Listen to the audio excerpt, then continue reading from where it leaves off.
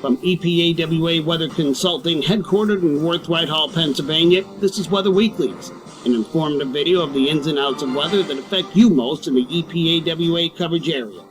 The thoughts and opinions expressed in this video are those of the forecaster alone and may not reflect those of the staff of EPAWA Weather Consulting LLC as a whole, nor its constituents.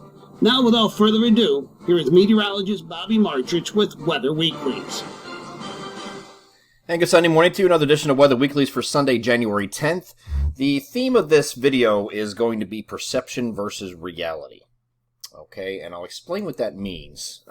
We have, if you think back to the spring and summertime when we have severe thunderstorm watches or tornado watches issued by the National Weather Service, it may be a disconnect between those issuing the watches, which is the Storm Prediction Center, and the general public. And it's up to us as forecasters to be mediators, kind of, go in between, because they see severe thunderstorm watch, tornado watch, and assume, oh boy, we're getting a severe thunderstorm today, or oh, we're getting a tornado today. It does not mean that. So it's a perception versus reality thing. And this is no different heading into the coming weeks here, because everybody's been hearing about the stratosphere and the polar vortex and the splitting of the polar vortex and pattern change and things like that. Now, the pattern change is occurring. We do see a change in the pattern, but it might not be exactly what you think it is. And I'm getting this a lot. I'm getting a lot in comments. I'm getting it a lot in emails. Just pay attention to the video here. I'll go through some hows and whys here, and hopefully you have a better understanding of the reality of what's coming. Okay, so starting off with today's long-range chart, this is from Friday, of course, and we are going to be in a slightly above average period up until about the middle of the month, and then near to slightly above average for a couple days after that. Now, we've had since the long-range outlook that I did on the day after Christmas, I spoke about the stratospheric changes that the models were suggesting and some of the observations were suggesting at the time, and said that we're going to have to be patient. Okay, it's not going to be an immediate change when these stratospheric changes take place. The stratospheric warming episode did peak on January 5th. We had a complete zonal wind reversal as projected. Okay, but January 5th was not the time that we're going to change here. All right, I've always targeted the end of the third week of January, which is right around the 20th, 21st, to see any kind of sustained change. Okay, and you see that in here. Here's where that occurs. That is still on track. However, it is not the brutal cold and heavy snow, and you will have snow chances in there, but you're not going to have brutal cold temperatures. This is not the polar vortex bringing 30 degrees below zero temperatures, folks. It's just not happening. It is going to be at the climatologically coldest point of the year, colder than average, colder than it normally is at that point. So it's going to be cold, and certainly cold enough to support snow. And that lasts about 2 weeks, we think. Now, you see this here little area here right past this, and it says it's near to slightly above average, slightly above average. This is relative to, and it might not be as long as indicated here, and I'll show you why here in the video also. So people are seeing this, and they're kind of getting spooked here. Relax. We still have slightly above average snowfall here in the month of February. Temperatures in February, we have near average for the month as a whole. Okay? Slightly above average in January, but that's because we started off, for the first 3 weeks, we started off that way. So we didn't expect any kind of change to the pattern until we got to about the 20th, 21st time frame. So the expectations that this is supposed to be cold and snowy right now, well, we're in the middle of January, we're the coldest point of the year, we should be cold and snowy. We weren't expecting that. So I'm not sure where that's coming from, whether it's other sources, and then people are coming to us, asking us questions. Don't ask the people that got it right the questions. Go to them. I don't know where you got it from. But here is the expected change period. And it's not exactly what you think. It's not brutal cold. Here's what average snowfall is for the month of January and February. I pull this up every single week, and we'll do this again when we go into February for February and March. But this is what average is. Average snowfall. We're expecting near average snowfall this month. Okay? That could be over several storms. It's just most likely going to happen here mostly in the last 10 days of this month. The average February snow is also listed here, and we think we're going to have slightly above average these numbers here by month's end in February. Here's where we are year to date. And by the way, I'm branding these because I've noticed these floating around the internet with the stealing our information. So we're going to start putting our logos on these. I don't know why people feel the need to steal. Just email us if you want to use it. We have no problem sharing it, but I mean, if you're going to, just put it out there as your own, that's a problem. Year to date snowfall. This is what we have thus far. The ones in green are above average. This is where we should be through January 9th. Okay, so we're above average all of these locations here through January 9th, year to date. The areas to the southeast, near the coast, just a trace of snow down there when you should be about just under 5 inches of snow through January 9th. So you're below here, but everywhere else in our region is above average. Not significantly so, but you are. Some places you are. But not quite double average what we were, when we were doing this video last week. Okay, so we're going to catch up to be about near average by the time we start getting snow again at the end of the month here. And then we can start adding to it a little bit. So looking at the temperature periods going forward, here is the GFS downscaled ensemble mean, and this is looking at a blend of 30 different members. You can see this is the period up to the 15th. 15th is right here. So everything up here is slightly above average on this side, and you can see that. There's 40, low 40s here on this side of the scale. Then we dip down a little bit, but you're still kind of like near to slightly above average in here before you start going back down into slightly below average, and that's going to be in this period here and beyond. Okay? Same thing if I look at this at Philadelphia instead of the previous one was Lehigh Valley International Airport. These are going to head eventually to below average when we get out here. Okay? But it is going to drop a little bit, and it's going to be a gradual turn. And that's exactly what we expected. So just be patient. I've been talking about patience over and over again in these videos, and I can't stress that enough. You just have to be patient. We were expecting this mild period up through the beginning, through the middle of the month, and we get back to kind of near average or near to slightly above, and then we drop down to slightly below average for a little while. Here's where the stratosphere changes would occur, and because if you have a weaker polar vortex over the pole here, or a complete zonal wind reversal from westerly to easterly like we had on January 5th, it allows some cold air intrusions to come into the United States, but they started off here in Europe, and that was expected too. We told you that last week. It was going to start off in Europe. Places like Madrid, Spain had 8 inches of snow. I know it doesn't sound like a lot of snow, but for them, that's like the biggest storm they had in 50 years. So it's cold here in Europe. It's cold here in parts of Russia and Eastern Europe. Okay, so very cold here where the vortex is, where you had the warming. This is looking at this is last week's projection. This is exactly how it panned out. Okay, so you had a couple daughter lobes here where it's split, and you have the warming over the poles that forces that cold air away from the polar regions and down toward the mid-latitudes. But it doesn't always affect right over the United States, and that's not happening yet. I do think with time, we do get that affects more over here instead of over here, but it was always expected to start in Europe first and then make its way to the United States. But even when it makes its way to the United States, this is not brutal cold, but this is going to change some things here with the EPO that I'll talk about in a minute, and I think it's going to be a critical part of our forecast as we head into that last 10 days of January and beginning of February. The reason why we are not mild, or we remain milder than average through the beginning or through the middle of the month here is because of this Pacific jet extension. This has been very well modeled, and it has been also talked about frequently over the past couple videos that I did here. But this fast Pacific zonal jet extension going across the Pacific here is what kills the amplification of the jet, so you just get a mild Pacific flow of air. So that's why we have the milder temperatures in now, but that is going to be changing as this is going to lessen and weaken, and it's going to allow that Gulf of Alaska low that's there now to be replaced with ridging. And once you have that, you change some things downstream a little bit. Okay, so we are going to have that continue up to about the 13th, 14th, maybe even a 15th, and then it just then it kind of backs off, and we don't have the Pacific jet extension to worry about, at least not right now. Okay, so because of that, here's where we're looking at temperatures. Now, this is relative to.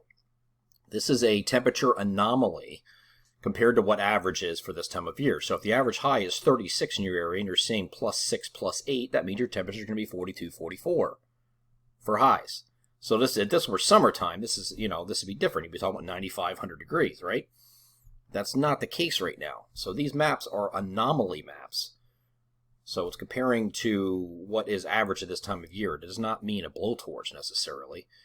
So we're still getting cool temps, seasonally cool temperatures, but yes, slightly above average through the middle of the month. But then, once we get past the 15th, we start to see this, like the parting of the Red Seas, as I posted on Twitter.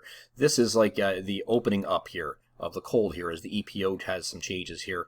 And we're really not going to get into these changes yet. We're going to be lingering into the near to slightly above average for a little bit, and then near average, and we might get slightly below average. Once we get past the 21st, though, I think is when you get a little bit better consistency with these slightly below average temperatures. But it's still slightly below. It's not incredibly below like you see out here. If I can get to that end of that image again, I'll stop it. There we go. So it's not going to be incredibly below like you have out here. It's just going to be slightly below. Still not past the end of the image here. All right, well, whatever. But you can see the point here. It's not going to be an extremely cold air mass that we're going to have over our region during that week, but we will have temperatures that are at or below average, and that is not going to be brutal, right, basically. We're just going to be dealing with slightly below average temperatures in that period, and that's it. There you can see right there. Okay, so there's where the core of it is. You have slightly below average temperatures sitting across the region, and this is going out to about this is the evening of the 25th or the beginning of the 26th. Okay, so at the end of the period, we are going to turn colder, and that's going to last through the beginning of February, we think. Okay, so taking a look at the Eastern Pacific Oscillation, what that is you have a Gulf of Alaska low right now is keeping everything. You can see the flow here; it's very fast zone. There's the Pacific jet coming in underneath it. It's just everything's kind of zonal and flat, so it kind of keeps the jet stream moving. The storm that's off to our south here is not able to come up the coast because of this flow is more west to east, so it kind of just goes out like this. It tries to come up a little bit actually to North Carolina, but it's not far enough northward where it can really amplify. And it's because of this very zonal fast flow, and because of that, you have some milder temperatures in place. But as I move this forward in time, I'm going to start this off with the same Gulf of Alaska low, and watch what happens when that moves out and ridging takes place, okay? So here, there's the low, it goes away. Watch the ridging move in here, and watch the cold expand and the lower heights expand over the northern part of the United States. Okay, you see that? And that's because you have this ridging up here in the Gulf of Alaska now, so you can kind of get this cross-polar flow going in here that works toward our region. But because there's no snow on the ground, it moderates as it heads eastward, and it's not as brutally cold. But this is a negative EPO, okay? And this is what we need to offset the current pattern we're in.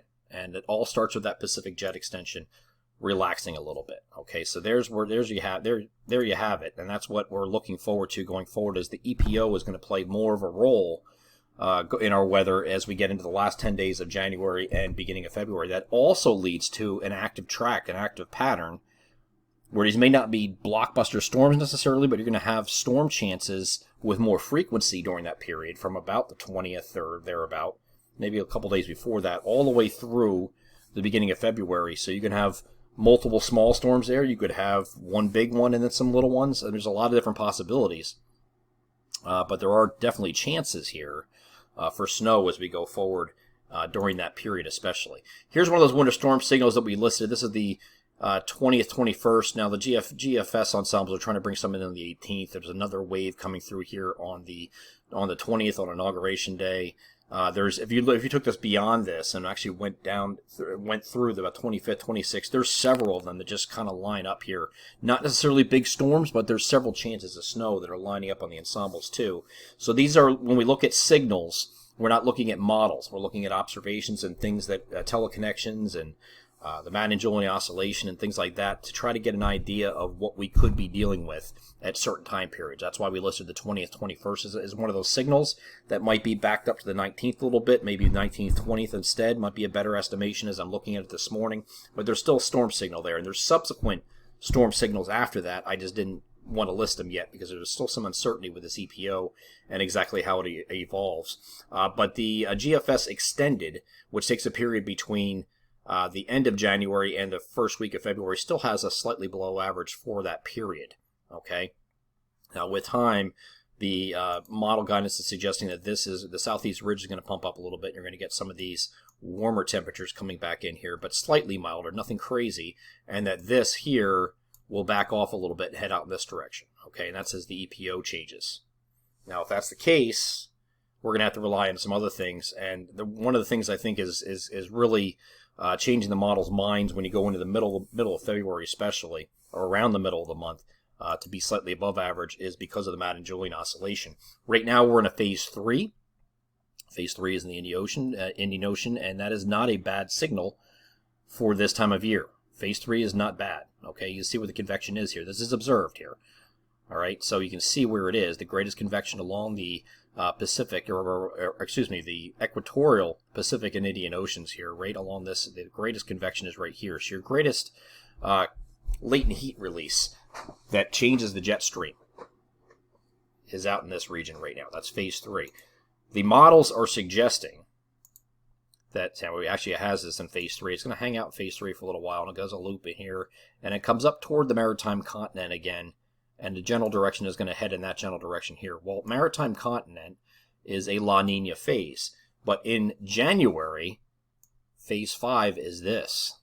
Okay, so that's a warmer signal. So you have the models trying to fight between the Madden-Julian oscillation and the changes in the stratosphere, the EPO. It's trying to juggle all these things and trying to figure things out. So there's less confidence when we go into the middle of February exactly how that plays out.